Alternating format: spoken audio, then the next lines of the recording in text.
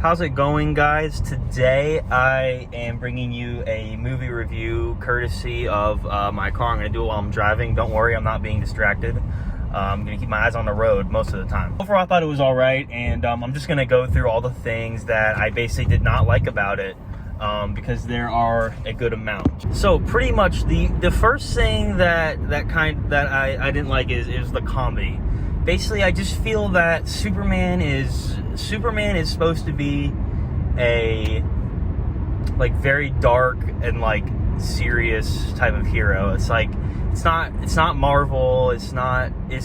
We're trying to do Marvel, and Superman is not like that. He's just not supposed to be comical. He's supposed to be this very serious, intense. You're supposed to feel his presence. He's insanely powerful, and I feel like when you just throw a bunch of comedy in there, it makes him seem not as powerful.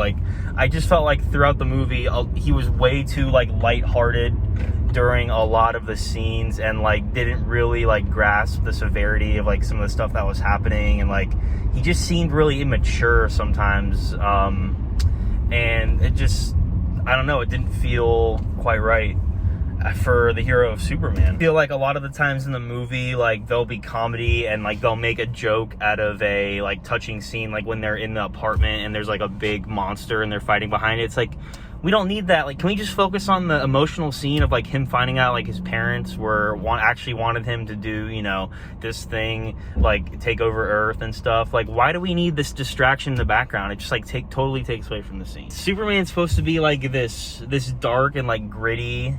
It should feel more like a thriller than a fun party Marvel movie kind of thing. Man of Steel, I'm not saying that movie's perfect, but it just makes you feel how powerful and intense Superman is, and this one just didn't give me that. Another huge problem I had with this was the Superman getting beat up.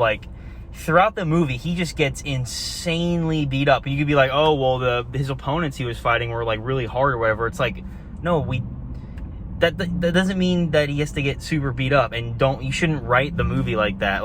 At least in the first half of the movie, if you want to get him beat up at the end, that's fine. But at the beginning, the very first scene, he's beat, and it's and then he gets healed, and it's okay, maybe he gets healed and he goes back and he destroys them and wins. No, he gets beat again, and it's this is the most powerful superhero, supposedly the most powerful superhero there is, and he just gets beat by a robot, a machine, a Tony Stark suit. It's dude. And it comes right after in the title, it goes, he's the most powerful metahuman ever, and then he gets defeated. I don't think he wins one single battle in the entire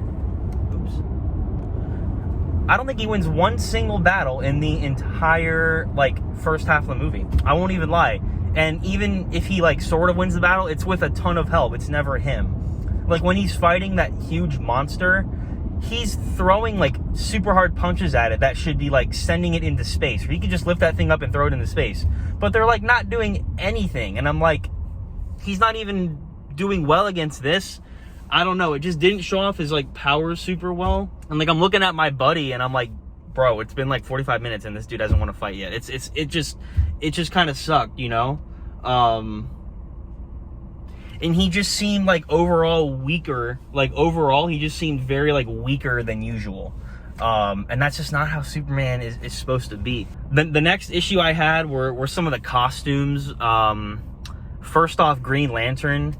I thought they did a really good job with just showing his powers and stuff like that. But what the hell is he wearing? He's wearing a white and black t-shirt, and it's okay, I understand if you don't want to go full out costume yet. That's fine. But have him wear green. Have him wear some sort of green, please. He didn't even look I was okay, it's Green Lantern, but that's not Green Lantern. It's make him wear something green.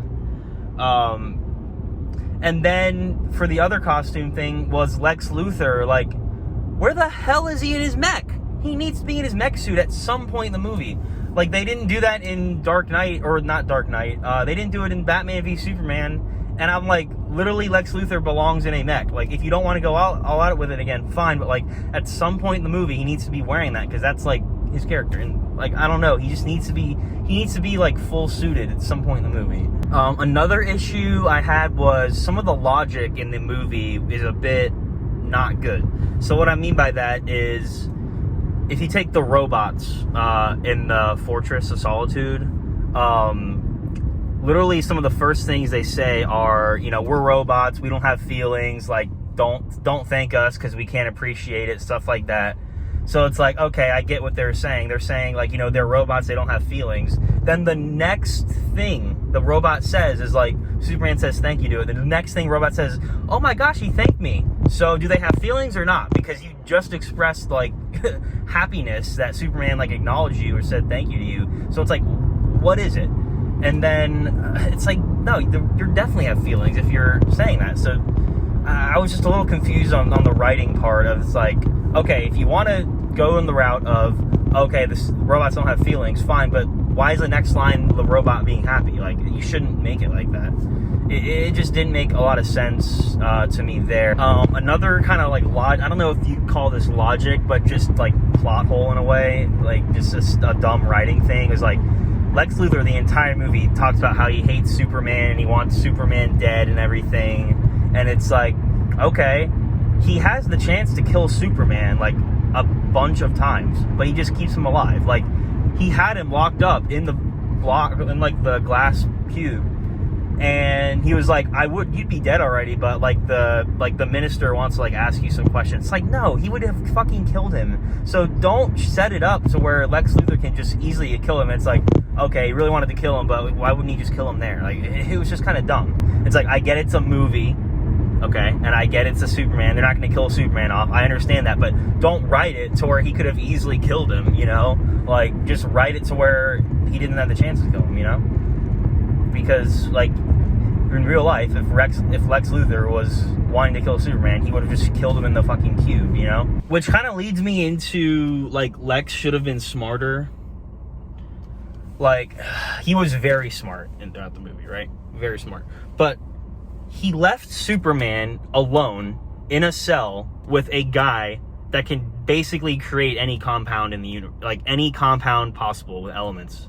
And it's like, yeah, he had his kid, but come on, I mean, you're giving him, like, you know, the ability to do fucking anything. Like, I know the guy was sitting there with his kid, like, I get it, but at the same time, it's like, Lex could have been smarter on that part. Like, and he makes a son to escape. Like, how did Lex not think about that? I mean, think about it. If Lex should have known, like, okay, if he makes a son, Superman has super speed. He can easily, you know, get the kid away from the guard. So that was pretty dumb. I was surprised that Lex, like, allowed that, but maybe he got cocky because he caught him. You guys are gonna hate me, but Krypto. Now, I liked the idea of Krypto, and I liked the idea of a little sidekick dog. I thought he was cute and everything, but the way they did the dog, I didn't like. I didn't like that the dog was incredibly, like, misbehaving during the whole thing. The dog wouldn't listen to Superman. The dog, like, there's multiple times in the movie that the dog, just because it doesn't listen and it just does its own thing and it doesn't listen, that Superman could have died. One example is in the river. Literally, the dog, like, he whistles for the dog and the dog comes, right?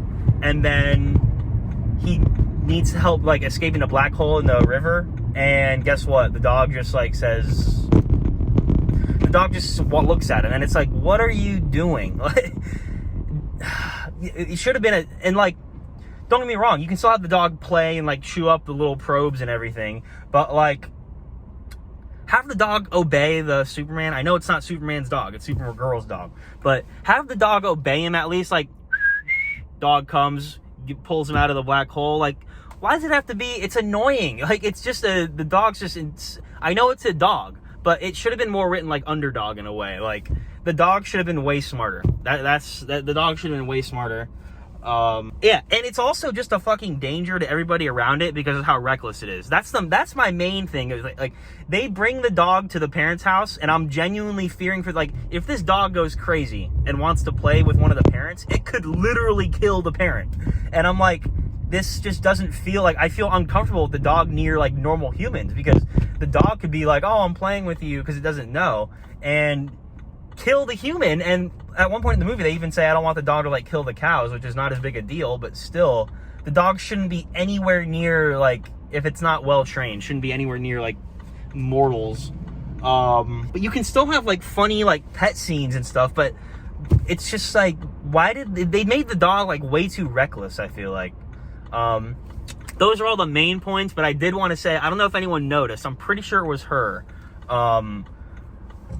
If any of you guys have seen the movie Video Game High School, VGHS, if any of you guys have seen the TV show Video Game High School, there's a character in it named Jenny Matrix, played by Joanna Brady. I think she was in a slight part in this movie. I was like, no way, is that Jenny Matrix? Comment down below if you guys know what I'm talking about. But anyway, thank you guys for watching. Let me know your thoughts in the comments, and I am truly excited to see the launch of the new DC universe. For this being the first movie, I think it's all right. There's a lot to, you know, unpack. There's a ton of characters, but we'll see where it goes. So thank you so much, guys, for watching, and see ya.